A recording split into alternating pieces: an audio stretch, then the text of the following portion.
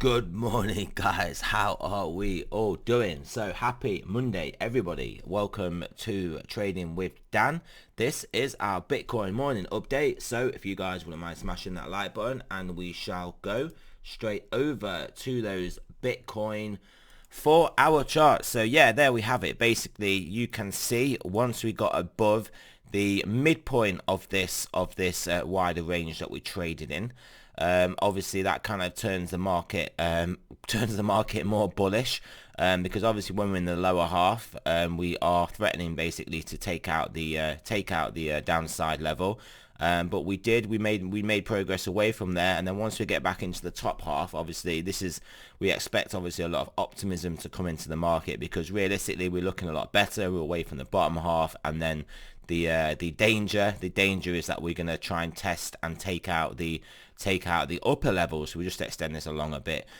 So yeah, it is not too much of a surprise to see once we broke above the midpoint of this range, for us to get acceleration, because ultimately there should be a lot more confidence in the market once we get towards the basically towards the top half, in the upper half, as opposed to when we are populating price action in the lower half.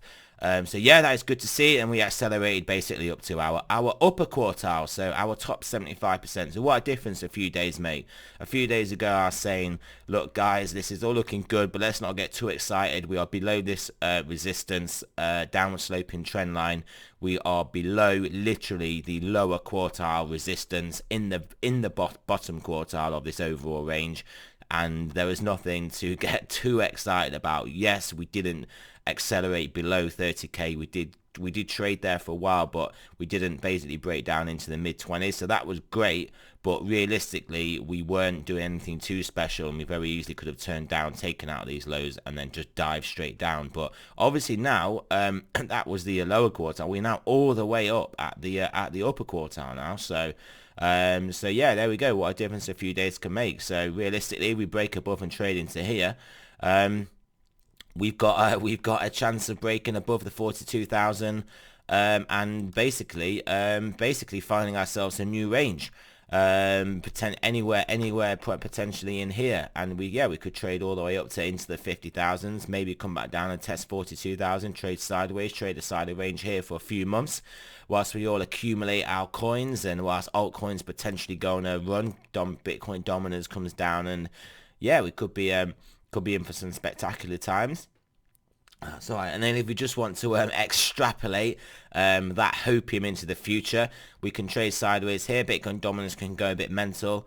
Everything can look sort of good. Then we can start to get a big pump up in Bitcoin, in BTC, basically above these all-time highs into the 100,000s, maybe even the 150,000s. At that point, obviously, altcoins will lag Bitcoin. Obviously, not in USD value, but in BTC value. And then when Bitcoin tops out, potentially in the $100,000 to $150,000 zone, it can then start to like trade sideways to down. Altcoins can go on a big, massive leg up, and we can all get fabulously wealthy. And then we just wait for the down cycle to play out again. So yeah, there we go. a bit of a thought experiment there. But yeah, things are obviously looking good. I mean, we've obviously got to understand that we haven't taken out the top side of this yet. We haven't even tested it yet, and also we have come straight from the bottom to basically nearly the top. And potentially we'll come and test the top. So do we expect us to just blast straight through? Who knows? Obviously, there are rumors going around that this is basically predicated on Amazon accepting payments or looking into crypto or having their own cryptocurrency or whatever that Amazon are doing. But I mean, yeah, we've got to remember Amazon is basically one of the biggest companies in the world, and they clearly have a lot of payments. Like, it's not like they're a big like oil company. They're a big actual place where regular retail folk buy things. So if regular retail folk are then obviously using cryptocurrency, and they are, then that is obviously massive for adoption, and yeah, I mean, it's just going to be bullish obviously for this asset and this space. So that is partly what people are looking at. So we shall have to see. We shall have to see. But yeah, things are obviously looking a lot better. For me, like I've said to you guys, trading sideways in this range for however long is fine. I just don't want us to break below, and ultimately want us just to trade sideways and break above. But if you break above sooner rather than later, then I suspect we will just form like a similar sort of range.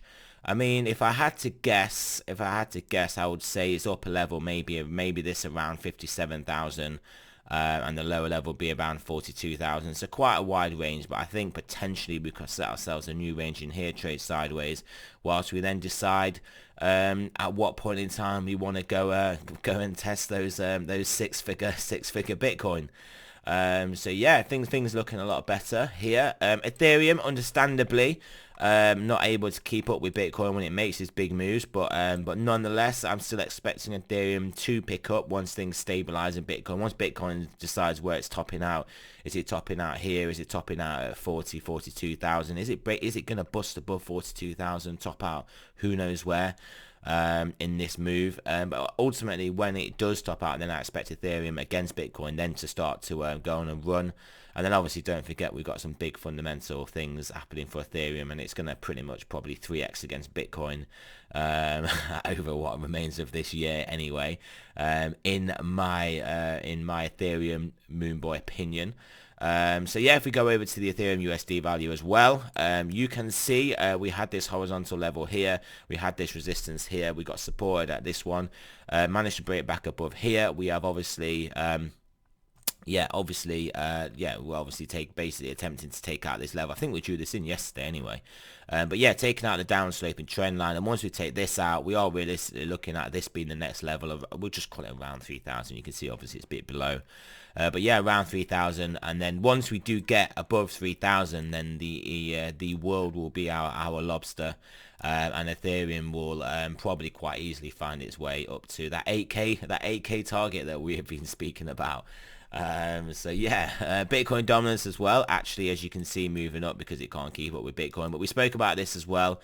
We did speak about realistically, whilst we were looking like bullish, like we weren't going to basically take out this anytime soon, that if we didn't, then this downward sloping trend line was a target, which maybe we've got up to it now on a 4-hour 9. So maybe Bitcoin is going to top out around here.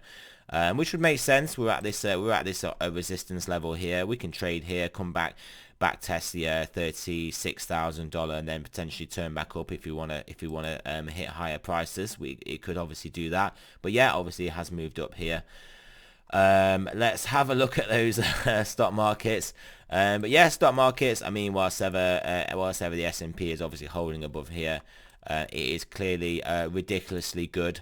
For just overall risk assets, it is pretty much correlated over a longer term time frame with crypto, so it will obviously be a nice tailwind for us. The other tailwind we're after is this DXY. As you can see, we are still operating in between these two levels, this resistance and this support. So yeah, if we can come back down, take out this trend line, take out this horizontal, then I think we may see some seriously pumpy price action in all risk assets, and yeah, potentially even more so crypto, with it operating from such a depressed level relative to recent highs. So yeah, interesting price action potentially to come in the DXY, but at the moment there's nothing really of note here. We are basically going to see if we test this and then bounce, or if we test it and break, or if we basically bounce and then take out these recent highs and actually take out this resistance, and then we'll be seeing higher prices. So yeah, let's go back to Bitcoin and we'll have a look at the stochastics. I mean, let's just make sure we put it in the context of this overall move. I mean, if you can see, look, we had this push up all the way to the top, and then we came all the way to the bottom, and then we just bounced around a bit for ultimately having like another push below, and then dropping nearly, well, I say dropping, but then basically pumping nearly at the moment all the way back to the bottom. So if we do look at this as sort of an inverse of this, for what we could potentially expect. So instead of coming all the way from the top to the bottom, we've come basically all the way from the bottom to the top. And then yeah, realistically after that we could bounce around, trade sideways in here, have another little threat on the top, and then if we fail, and then there you go, then the inverse again, and we move all the way down to the bottom. So and then all that happens is we are trading sideways in this wider range. So let's not lose lose sight of the wood from the trees. That is the one. I mean, we are basically still in this wider range. We can very easily just carry on ping-ponging from top to bottom, or from nearly top to nearly bottom, or from top to nearly bottom, or however we want to do it. We can certainly do that. There's nothing to say. There is literally nothing to say, but we're going to basically blast through this level and go continue upwards in the immediate term. And you would also probably say it is unlikely for us to literally do that from one big move all the way from the bottom to the top and then straight through. But obviously anything can happen. I mean, clearly if Amazon officially came out and said something, then we would pretty much, I'm sure, bust through. But you obviously can't trade based on things like that. You just gotta look at the levels. So stochastics that we knew were looking better, that we knew had been looking better, 4 hour up there and holding up there, obviously trying to reset, but obviously the higher time frames that we're looking at have taken their hold. 10 hour must be looking like the 4 hour pretty toppy, but looking like it needs to pull back at some point because it's got too high. But yeah, that's exactly what it's looking like. So 12 hour as well, looking similar as well. Daily though, got room to run, broken this high here, so that obviously looking good, but has got room to run and get extended. And then the important ones now for realistically giving us that shot towards the 50,000s. The 2-day is looking good and looking to move its way towards the bullish half, which it very nearly is, if not is already. 3 days similarly moving up from a very low level. 5-day moving up from an extremely low level, and weekly just turned back up again as well. It did turn back up but didn't close before, but now it's come low and turned back up again. So is weekly gonna follow through with some nice price action? Bi-weekly and monthly still pointing down, although monthly lost its downward momentum somewhat. But yeah, so realistically these are looking good. They are looking like in the medium term that this may be a time that we do struggle really to push much higher. Maybe we do just trade sideways here, come back and back test 36, trade sideways again and move on up. But these higher time frame stochastics are whilst they are still in the very bearish zone, the very, very bottom of the bearish zone, they have got room to get going, and if they get going, they can easily take us to all-time highs and beyond, especially the weekly.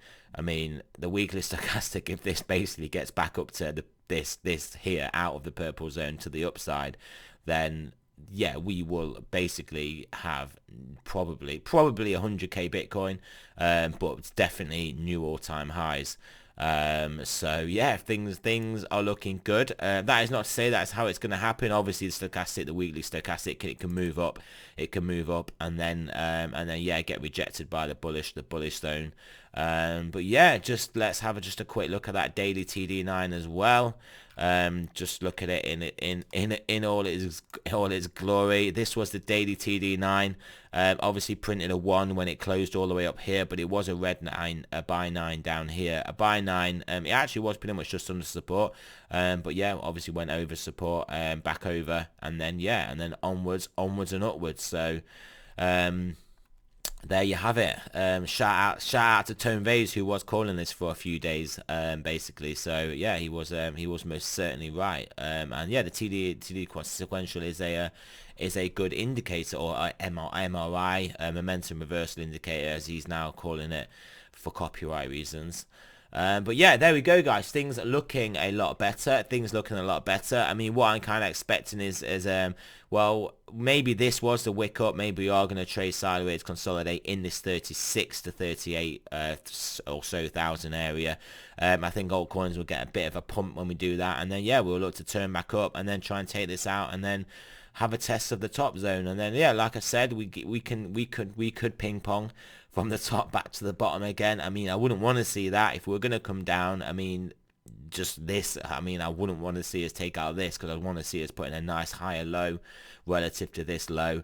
But yeah, just don't get too excited, because obviously markets don't go up in a straight line, and this is very much a straight line at the moment from these lows. So yeah, we shall see what happens. So yeah, thanks for listening, guys. Happy Monday, everybody, again. Let's hope there are no spanners that are thrown in the work by the FOMC later this week. And yeah, there we go. Thanks for listening. It's not a financial advice. I'm not a financial advisor. Always do your own research, and I shall speak to you guys soon.